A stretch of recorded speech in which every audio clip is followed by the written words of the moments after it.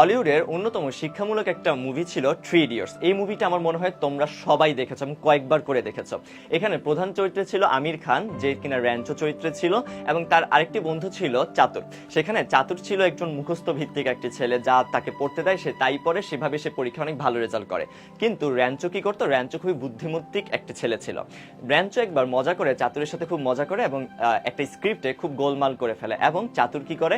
গোলমাল স্ক্রিপ্টটাই পড়ে ফেলে। পরে চাতুর কি র্যাঞ্চোকে কি বলেছিল? 10 বছর পর তোর সাথে আমার দেখা হবে, যে দেখবো তখন তুই কোথায় থাকস, আমি কোথায় থাকি। ঠিক 5 সেপ্টেম্বরে 10 বছর পর যখন মুভিটা এগিয়ে যায়, তখন আমরা দেখি র্যাঞ্চো খুব হাসি খুশি থাকে, হাস্যোজ্জ্বল থাকে, এবং সে একজন টিচার হয় এবং তার যা ভালো লাগে তাই সে করছে। অপরদিকে চাতুর কিন্তু খুবই ডিপ্রেসড একটা ছেলে লাগে। এখন কথা হচ্ছে প্রতিশোধ। আমরা অপরজনের সাথে প্রতিশোধ নিতে চাই, আরেকজনকে হারাতে চাই। এই আরেকজনের হারানো বাসনাতে কিন্তু আমরা নিজেরাই হেরে যাই। আমরা সবসময় ওইটা নিয়ে চিন্তা করি, আরে আমি কখন ওকে হারাবো। এটা চিন্তা না করে তুমি চিন্তা করো যে তুমি নিজেকে কিভাবে হারাবা, তুমি নিজেকে কিভাবে হারিয়ে তুমি কিভাবে নিজেকে জিতিয়ে দিবে।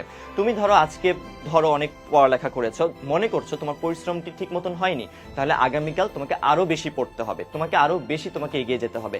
তাই নিজেকে নিজে ছাড়িয়ে যাও, নিজেকে নিজে আরো এগিয়ে নিয়ে যাও, তাহলেই কিন্তু তুমি দিন শেষে জিততে পারবে। আরেকজনের হারানো থেকে নিজেকে জিতিয়ে দাও, দেখবে তুমি অনেক বেশি ভালো থাকবে, নিজের মানসিক স্বাস্থ্য ভালো থাকবে। এভাবেই কিন্তু আমরা সবাই এগিয়ে যেতে পারি।